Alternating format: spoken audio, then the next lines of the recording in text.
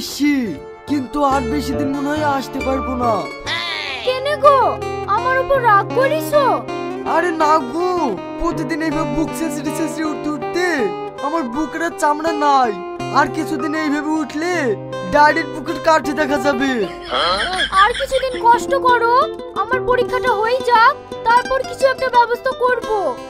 ওসব পরীক্ষা টরীক্ষা দিতে হবে না, চলো কালকে আমরা পালিয়ে যাই।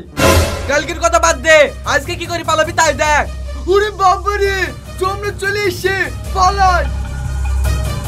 এই শালা, তুই নিচে নাম, তোর হইছে। উপরে বাপ, নিচে শালা, বাঁচাও খালা। ওই শালাকে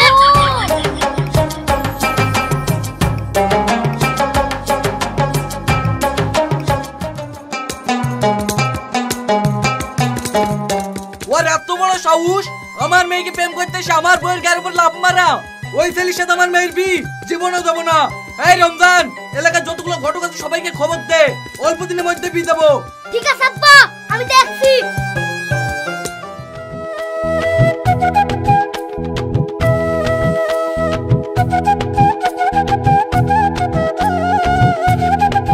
আব্বা কোথায় যাচ্ছ? আজকাল কোথাও যাও না, ঘটক আসছে। দূর ঘটক, কত ঘটক আসলো, একটা বিউ সেটিং হলো না। না আব্বা, আজকে যে ঘটক আসছে না, সে এলাকার সবচেয়ে বড় ঘটক। দেখছি ও কত বড় ঘটক। ওই তো খাব্বা, ঘটক চলে এসছে। বলেন ঘটক মশাই, খবর বলেন। বলি বলতে গেলে ওই পারে একটা ভালো ছেলে আছে, মাস্টারের চাকরি করে, আর বাড়ি ঘরও খুব সুন্দর। বেরান বলছি, বেরজান, সবাই এসে সব একই কথাবার্তা। আপনি আমাকে বেরিয়ে যেতে কেন বলছেন? কিরকম ধরনের ছেলে লাগবে সেটা তো বলবেন। আমি আমার মেয়ের বিয়ে অনেক দূরে দিতে চাই, জানি কেউ খোঁজ খবর না পাই, আর আমার মেয়েও যেন হুট করে না আসতে পারে। এই কথা আগে বলবেন তো। এরকম পার্টি একটা আছে, কিন্তু অবস্থা ভালো না, অনেক দূরে বাড়ি। ছেলেটা অত দেখতে শুনতে ভালো না, মোটামুটি চলবে। আমারও তো ভালো মন্দ দরকার নাই, দূর হইলেই হবে। হ্যাঁ, অনেক দূরই হবে। ঠিক আছে, কালকে ছেলেটাকে ডাকো, আমি অত কিছু দেখবো না, কালকে বিধি দেবো। ঠিক আছে, কালকে ছেলেকে আমি সঙ্গে করে নিয়ে আসছি।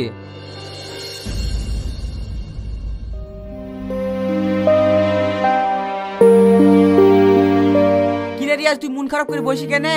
তোর কি হয়েছে? আর বলিসনি, তুই না আর এক মাস ধরে পাত্তা পাওয়া যাচ্ছে না।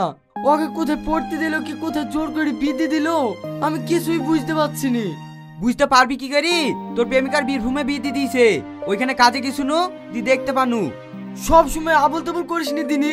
আমি আবল তাবল বলছি নি রে, তুই না যেখানে বিয়ে হয়েছে তার পাশের বাড়ি আমি কাজ করে আসনু। তুই সত্যি বলছিস তো? তাহলে ওর ঠিকানাটা দে, আমি আজকে যাব। ঠিক আছে, তুই এখন বাড়ি চ, তোকে যেতে যেতে বলছি। হ্যালো বন্ধুরা, তোমরা কি জানো আমার favourite investment platform pocket broker? আজকে আমি তোমাদেরকে কিছু সিক্রেট ফাংশনের ব্যাপারে বলবো, যেগুলো থেকে তোমরা অনেক ফায়দা পাবে। প্রথমে হচ্ছে রিওয়ার্ড সিস্টেম, এটা ট্রাই করো। এখানে তুমি যত বেশি ফর্ম ব্যবহার করবে তত বেশি তোমাকে ক্রিস্টাল দেওয়া হবে, যার জন্য তোমরা কোনো রিস্ক ছাড়াই ট্রানজ্যাকশন করতে পারবে। অর্থাৎ তুমি এখানে সফল ইনভেস্টমেন্ট দেখতে পাচ্ছ, অথচ 100% শিওর না যে এটা কাজ করবে। তুমি যদি এই ফাংশনে অ্যাক্টিভ করো তাহলে তোমার অর্থ কিন্তু রিস্কের মধ্যে পড়বে না। এখন আমি রিস্ক ফ্রি $100 একটা ফ্রেড কিনবো। আর এখানে যে দ্বিতীয় বৈশিষ্ট্যটা আছে সেটা কিন্তু আরও নিরাপদ, এটা ব্যাংক ডিপোজিটের মতো কাজ করে। এখানে তোমরা টাকা রাখো আর কিছু না করতেই কিন্তু লাভ পাবে। এখানে নিরাপদ লাভ 10% পর্যন্ত পৌঁছাতে পারে। এখান থেকে তোমরা যদি অর্থ উপার্জন করো তাহলে কমিশন ছাড়াই তোমাদের জিতের টাকা কিন্তু উইথড্র করতে পারবে। তাহলে ডেসক্রিপশন ও কমেন্ট বক্সের পকেট ব্রোকার লিঙ্কে গিয়ে রেজিস্টার করো, আর স্ক্রিনে দেওয়া প্রোমো কোডটা ইউজ করে তোমরা প্রথমেই পেয়ে যাও 60% বোনাস। তাহলে আজ থেকে তোমরা ট্রেডিং জার্নি শুরু করো।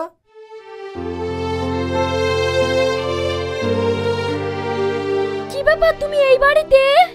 খুব অবাক হয়েছো? তুমি আমাকে ছেড়ে দিয়ে এইভাবে বিয়ে করতে পারলে?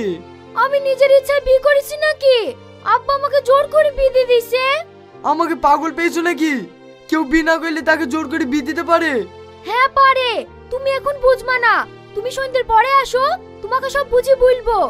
আমার স্বামীর আবার রাগ খারাপ, তোমার সঙ্গে কথা বলতে দেখলে তোমাকে আবার ঠেঙে মেরে ফেলতে পারে। তুমি এখন যাও। ঠিক আছে, আমি কিন্তু সন্ধ্যেবেলা আসবো। ওই তো তোমার স্বামী চলে এসেছে। ঠিক আছে ভাই, তুমি যাও, কালকে আসো।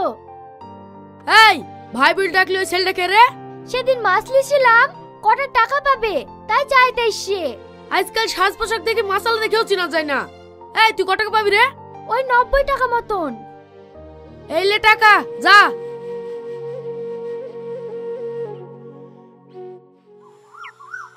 ওগো, আব্বা ফোন করেছিল, তোমাকে যেতে বলেছে, তুমি তাড়াতাড়ি যাও। হঠাৎ তোমাদের বাড়িতে কেন যাবো? বিয়ের সেই 2 লাখ টাকা পাবা না, আব্বা জমি বিক্রি করে টাকাগুলো রেখেছে, তুমি তাড়াতাড়ি গিয়ে নিয়ে আসো গা। ও, ওই বিট টাকার লাগি? আজ আর ভাল লাগছে না, কাল যাবো। তোমার কি মাথা খারাপ হয়ে গেছে? টাকা জিনিস সবসময় থাকে নাকি? যদি খরচ হয়ে যায় তা কেন তুমি আজ গিয়ে নিয়ে আসো গা। ঠিক আছে তাহলে এক্ষুনি যাচ্ছি। তোমার যেতে কি তো রাত লেগে যাবে, আজ রাতটা কাটি, তুমি একেবারে কাল গিয়ে আসো। ঠিক আছে।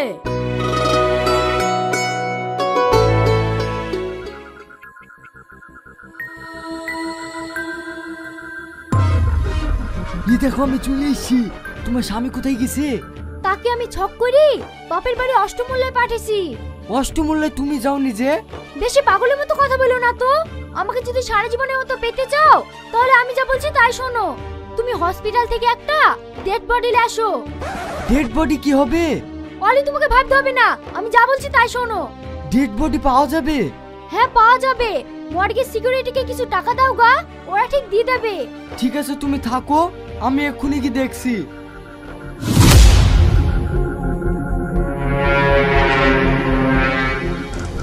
এ দেখো আমি ডেড বডি নিয়ে চলে এসেছি। ঠিক আছে এখানে রাখো।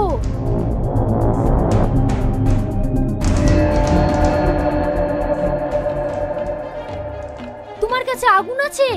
হ্যাঁ আছে, এই লাও। ঠিক আছে তুমি রাস্তায় কি দাঁড়াও গা, আমি ঘরে আগুন ধরে দিয়ে আসি।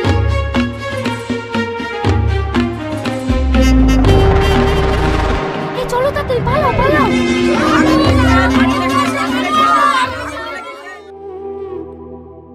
বুড়ি তুই কি মারা মারছিস রে? নিজের বাড়ির মেয়ে হয়ে তোকে দেখতে ভয় লাগছে। বৌমা তুমি কি সুন্দর দেখতে ছিলে গো বৌমা, গ্রামের লোকে সবাই দেখতে আসতো। আজ তোমার কি হয়েছে গো বৌমা?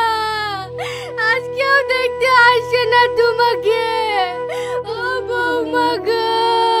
বউ গো, তুমি টাকা আনতে পাঠালি, ওই ধারে টাকাও পানু না, আবার বাড়ি এসে বউ পানু না গো।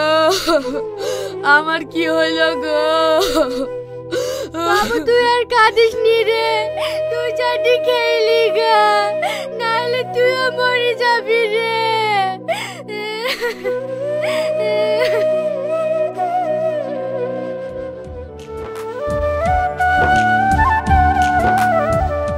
তুই না, এ দেখো সবজি লাও। ওগো ক্যারিতে আবার কি আছে? তুমি লুচি খেতে ভালোবাসো না, তাই তোমার লেগে লুচি লেছি। আমি যে কি কি খেতে ভালোবাসি তোমার তো সব মনে আছে গো। তো মনে থাকবে না?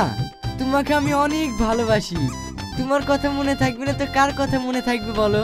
তুমি তো আমাকে খুব ভালোবাসো, তাহলে আমার একটা কথা শোনো, আমার আর শহরে থাকতে ভালো লাগছে না, চলো আমরা দেশে ফিরে যাই। ইয়ালি তুমি চিন্তা করো না, আর মাস 3 থাকবো, কিছু টাকা পয়সা গুছিলি চলে যাবো।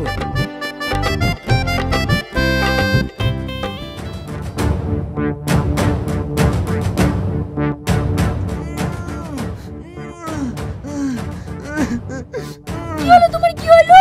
আবার পেটে যন্ত্রণা করছে? 1 বছর ধরে ওষুধ খেয়ে তো তোমার পেটে যন্ত্রণা সারলো না, চলো তোমাকে এক্ষুনি ডাক্তার বাড়ি নিয়ে যাচ্ছি।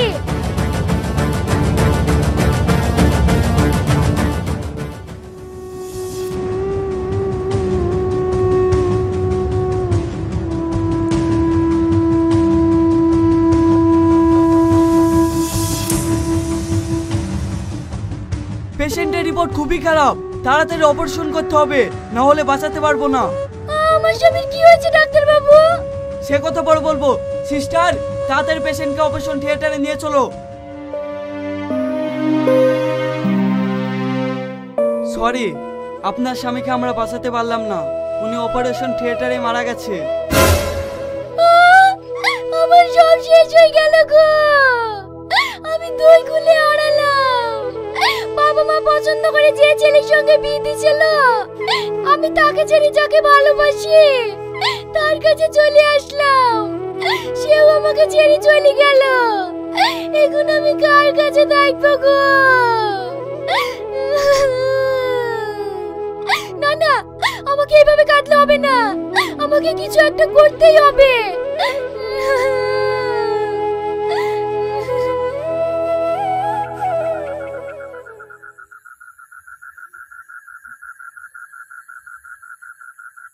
তোমরা সবাই শোনো, এই ঘরটায় আমার শ্বশুর শাশুড়ি থাকে, আর ওই ঘরটায় আমার ভাসুর থাকে, আর এই ঘরটা আমার ছিল।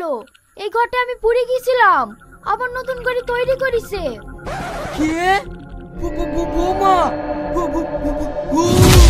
কি গো, তোমার কি হয়েছে? তুমি? আপনারা কেউ ভয় করেন না, আমি স্বর্গ থেকে এসেছি। স্বর্গ থেকে এসছো মানে? আমি পুরি মরে যাওয়ার পর স্বর্গ পেয়েছি, তাই আমার সাথীরা বলল আমার শ্বশুর বাড়ি দেখবে, তাই এদেরকে সঙ্গে করে নিয়ে এসেছি। কাদেরকে সঙ্গে করে নিয়ে এসছো? আমি তো কাউকে দেখতে পাচ্ছিনি। ওদেরকে আপনি দেখতে পাবেন না, ওরা আপনার আপন নাকি? আমি আপনার আপন বলে দেখতে পাইছেন। বৌমা স্বর্গ পেয়ে কত সুন্দর হয়ে গেছে। আসো বৌমা, আমার কাছে আসো। না না, আপনি আমার কাছে আসেন না, আমাকে ছুলেই আমি মানুষ হয়ে যাব, তখন আর স্বর্গে যেতে পারবো না, আপনাদের সঙ্গে সংসার করতে হবে। বৌমা, তোমাকে স্বর্গে যেতে হবে না, তুমি আমাদের সাথে সংসার করো। না না, আমি সংসার করতে পারবো না, আমি এক্ষুনি চলে যাচ্ছি। চলে যাবো মানে? তুমি চলে গেলে আমার কি হবে? আমি তোমাকে যেতে দেবো না। মা, আব্বা, ধরো ধরো। যা, আপনারা আমাকে ছুঁয়ে দিলেন, আমার আর স্বর্গে যাওয়া হলো না, আপনাদের সঙ্গে সংসার করতে হবে। সাথীরা, তোমরা সবাই চলে যাও, আমার স্বামী আমাকে যেতে দিছে না, আমাকে এইখানে সংসার করতে হবে, তোমরা উপরে গিয়ে বলে দিও। চলো বৌমা, ঘরে চলো।